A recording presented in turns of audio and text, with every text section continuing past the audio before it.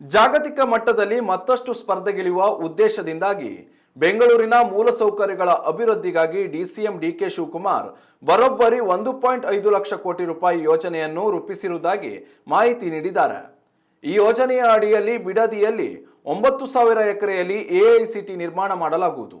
ನಗರದ ದಕ್ಷಿಣ ಭಾಗದಲ್ಲಿ 2ನೇ ಅಂತಾರಾಷ್ಟ್ರೀಯ ವಿಮಾನ ನಿಲ್ದಾಣ ಸ್ಥಾಪನೆ ಮಾಡಲಾಗುತ್ತದೆ. ಇನ್ನುಳಿದಂತೆ 41 ಕಿಲೋಮೀಟರ್ ಉದ್ದದ ಡಬಲ್ ಡೆಕ್ಕರ್ ಮೇಲ್ಸೇತುವೆ, ಸುರಂಗ ರಸ್ತೆ, ಎಲಿವೇಟೆಡ್ ಕಾರಿಡಾರ್, ಬಿಸಿನೆಸ್ ಕಾರಿಡಾರ್ ಸೇರಿದಂತೆ ಇನ್ನು ಅನೇಕ ಯೋಜನೆಗಳ ಮೂಲಕ ಬೆಂಗಳೂರಿನ ಚಿತ್ರಣವನ್ನೇ ಬದಲಾಯಿಸುವುದಾಗಿ ಡಿಕೆ ಶಿವಕುಮಾರ್ ಹೇಳಿದ್ದಾರೆ. ಬೆಂಗಳೂರಿನ ಟೆಕ್ ಸಮಿಟ್ನಲ್ಲಿ ಈ ವಿಚಾರವಾಗಿ ಮಾತನಾಡಿದ ಅವರು, ದೇಶದ ಐಟಿ ರಫ್ತಿನಲ್ಲಿ ಬೆಂಗಳೂರಿನ ಪಾಲು 45%ರಷ್ಟಿದೆ. ನಮ್ಮಲ್ಲಿ ಇರುವ ಸಂಪನ್ಮೂಲ ಬೇರೆ ಎಲ್ಲೂ ಇಲ್ಲ.